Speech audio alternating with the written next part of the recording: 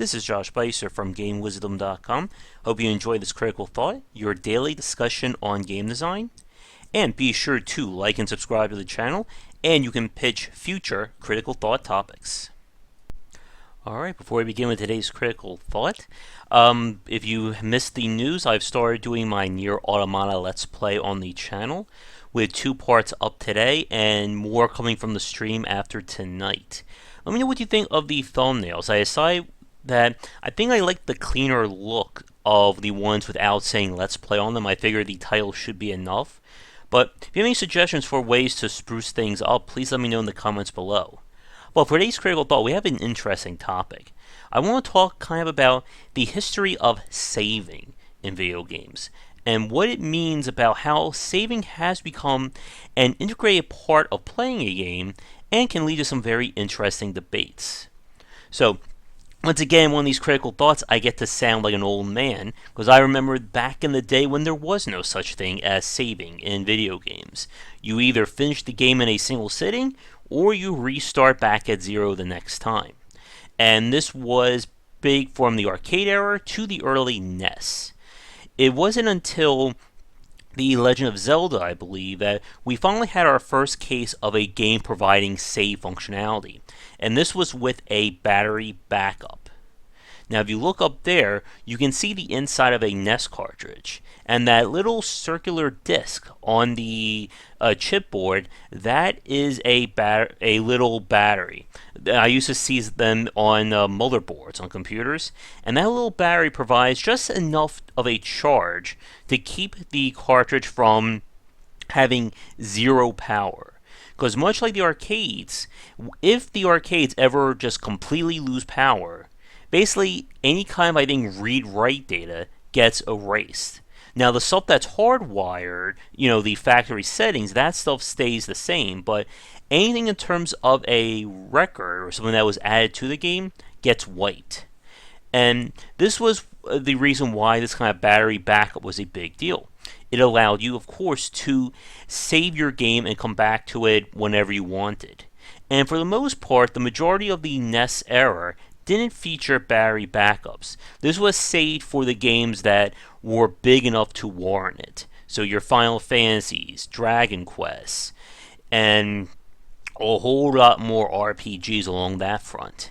For the rest of the games, they had to do with passwords. And for you folks too young to ever had to type in a password, you are lucky. Passwords work by giving the player a multi-string character phrase that would correspond or represent their progress in the game. So in Mega Man 2, the password for, let's say, beating Airman and having 2 energy tanks would be different from the password of I beat Fireman and I only have 1 energy tank. And basically, this combination of codes or characters would allow you to essentially save your place.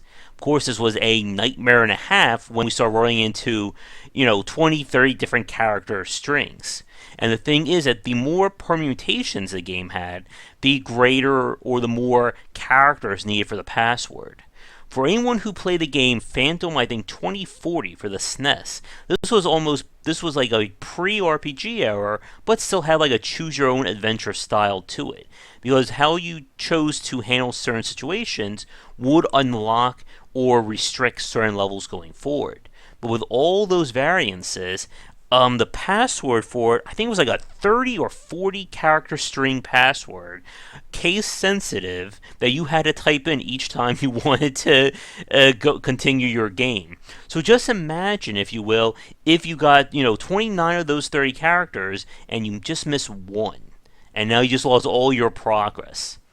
I can just imagine if passwords kept going, we could have like 100, 200 character string ones for like Demon Souls today. So it was a really big deal that battery backups became the norm. And as we entered the SNES era, this became a little bit more standardized.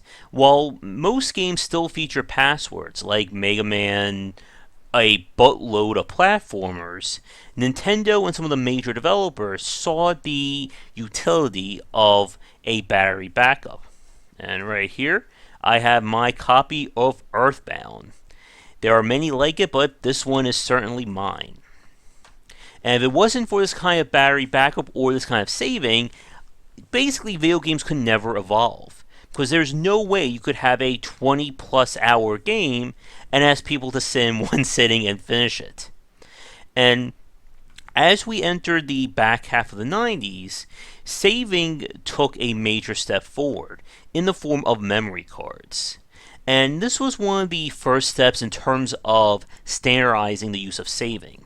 As a fun fact, I believe the first console to have an internal save to it was either the Panasonic 3DO or the Atari Jaguar. I'm not sure which one came first. It came out during that hazy period of the mid-90s. But this was when we started to see internal saving. And that would not catch on, at least for another few years. With the PlayStation 1, this was the first time that the major consoles took or put the saving off of the game itself. Meaning that instead of having a battery backup like a cartridge with like the N64, the system itself would store the data. And I'm trying to remember, the Sega Saturn may have also done that as well. Maybe I should get my Sega Saturn out and we can take a look at it. But the memory card system was his first step in terms of having the system control the read-write. And memory cards were kind of like that intermediate step forward. Here, for those of you who have never seen a memory card before, this is for the PlayStation 2. And if you can make it out, that's an 8 megabyte card. 8 megabytes, folks. For the PC fans watching this, you're probably laughing your butt off at the fact that they were still dealing with 8 megs, and I think that was like, 2001, 2002? Well, of course, I have my computer has, I think, 6 gigs of RAM, and at some point I need to look at what is considered insane today for computers. Now, when it comes to the act of saving, the early thousands was a very big deal in terms of standardizing a lot of quality of life features. And one of those was the act of saving. With the Xbox having its own internal hard disk drive, this began that step forward in making saving just a common feature for every video game regardless of its length or content.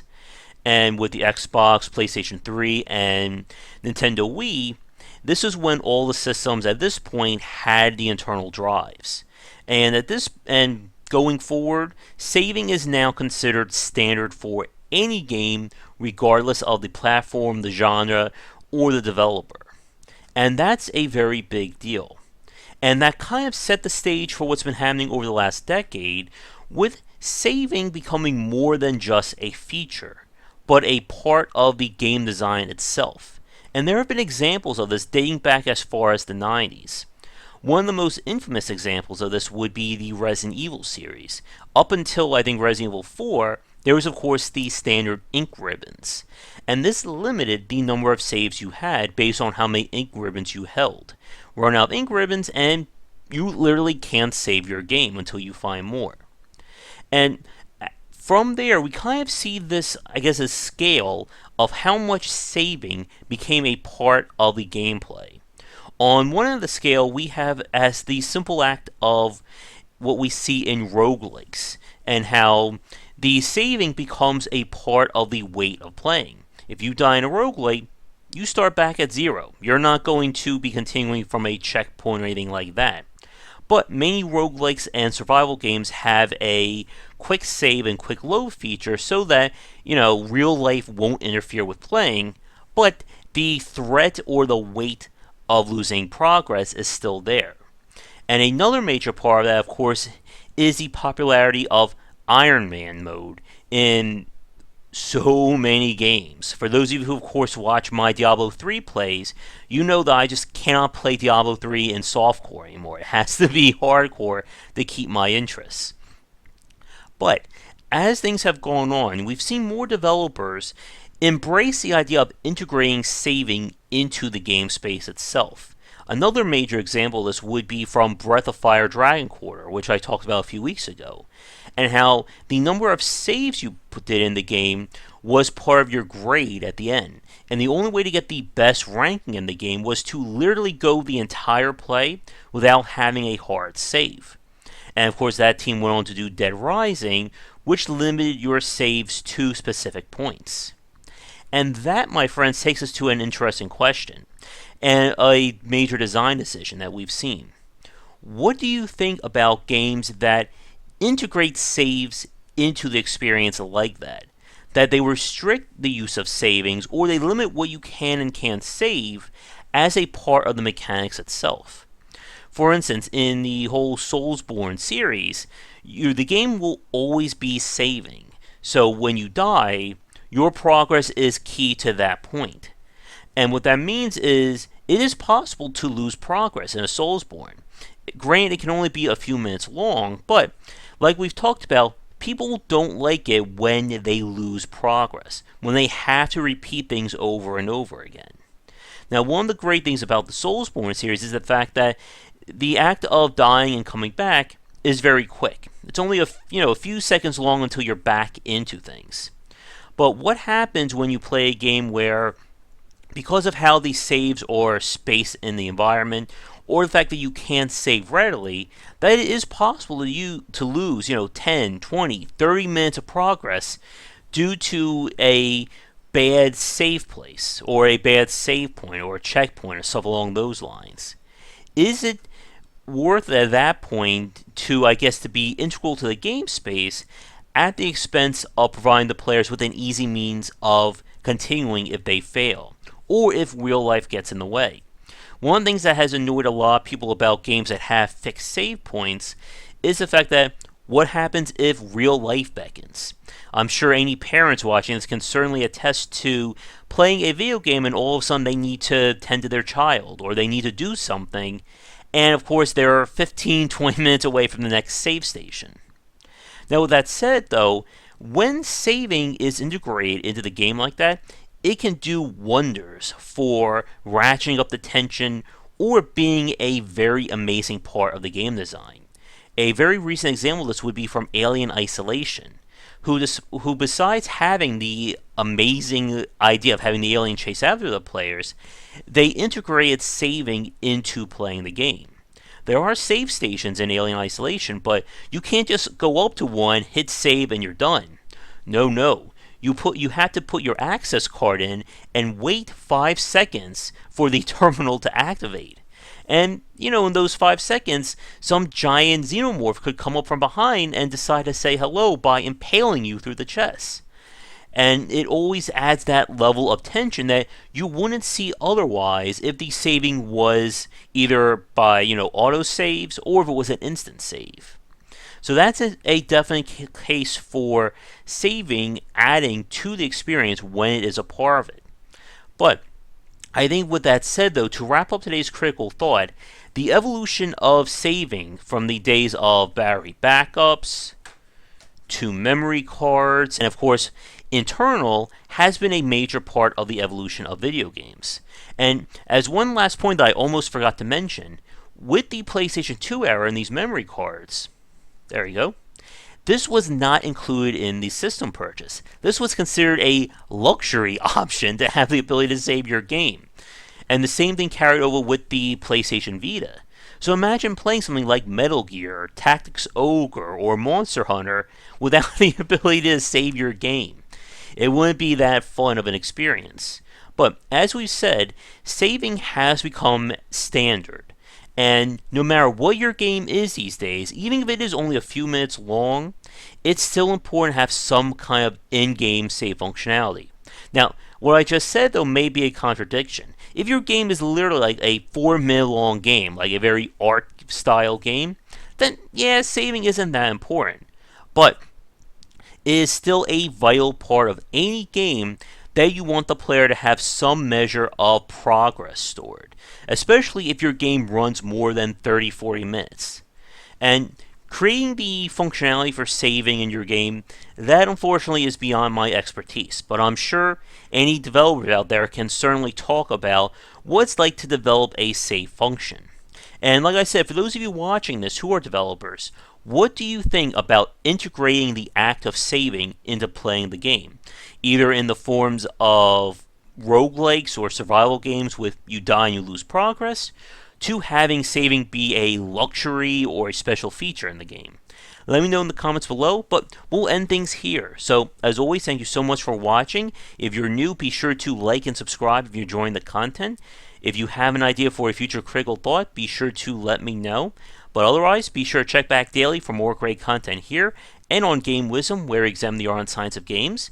Be sure to tune into tonight's stream of Nier Automata, and I will catch you all tomorrow. Until then, have a great night.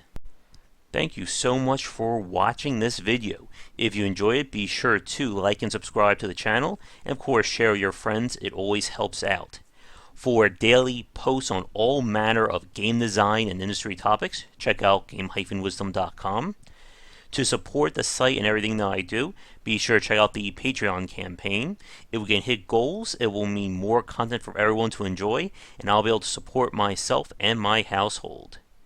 If you want to follow me, you can find me on Twitter at GWBycer for updates throughout the day and random thoughts from me.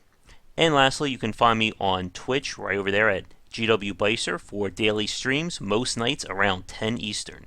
Thanks again for watching the video, and be sure to check out more great content coming to the Game Wisdom channel real soon.